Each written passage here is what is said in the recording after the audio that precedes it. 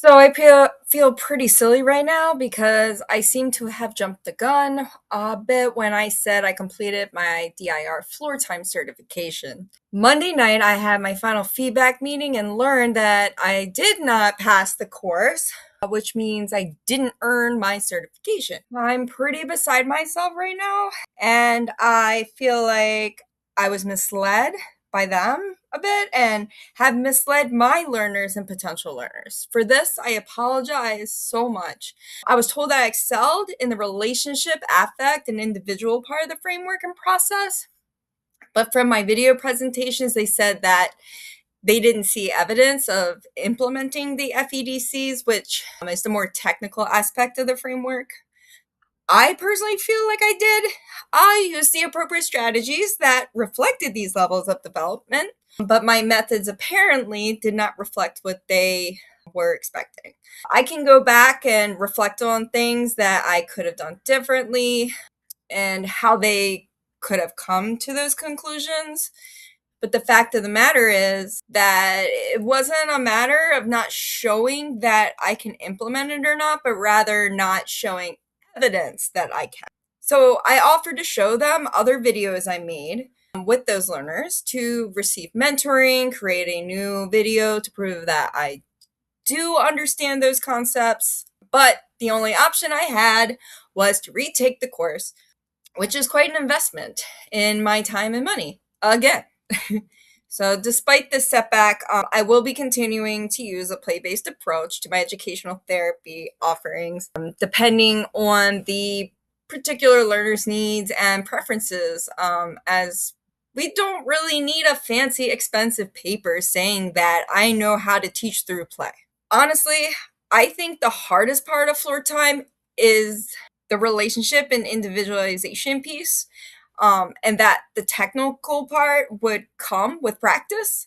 However, I can't help but question the true goal of ICDL, which is the parent company of DIRFloortime. I do have some critiques of the program that I can't help but discuss, and maybe it will help other educators decide whether it is a worthwhile journey for them or not.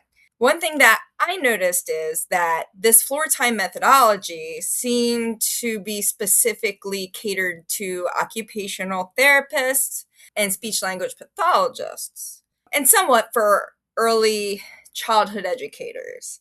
I felt like I was judged for not using certain concepts that were not explicitly taught or talked about in the course, and that I do not have a solid background in.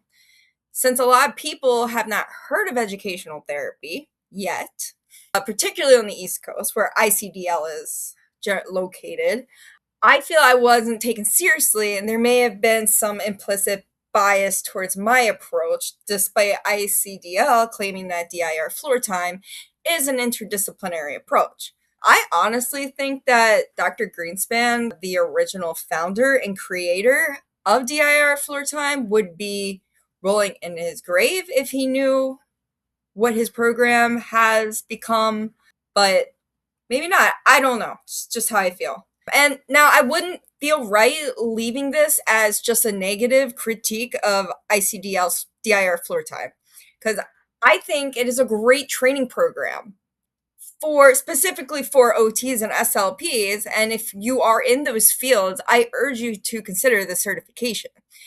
The course was demanding, which can also be a good thing, and that they are picky because to me that indicates how important it is to them that their practitioners have the solid and consistent foundation to continue Dr. Greenspan's mission. I do wish that they would be upfront about who this course is actually catered to, so that other types of practitioners and educators don't waste their time and money. Going into this, I did know that Dr. Greenspan's DIR and floor time model had been split into two camps after his death.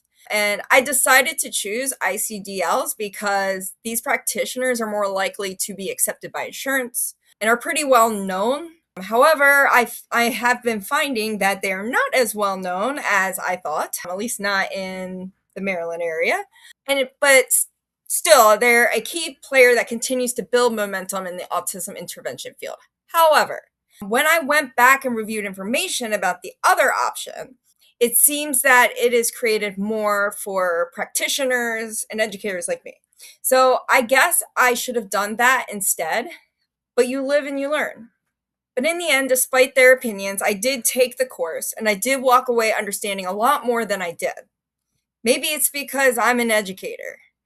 I feel that this knowledge and experience is far richer than receiving a piece of paper because I completed a relational therapeutic intervention in this rigid way they presented it or required that someone outside my scope of expertise wants. With that said, while I can't officially say I'm a floor time practitioner, not that I really even want to be at this point, but I'm proud and confident enough to say that I am still a play-based practitioner.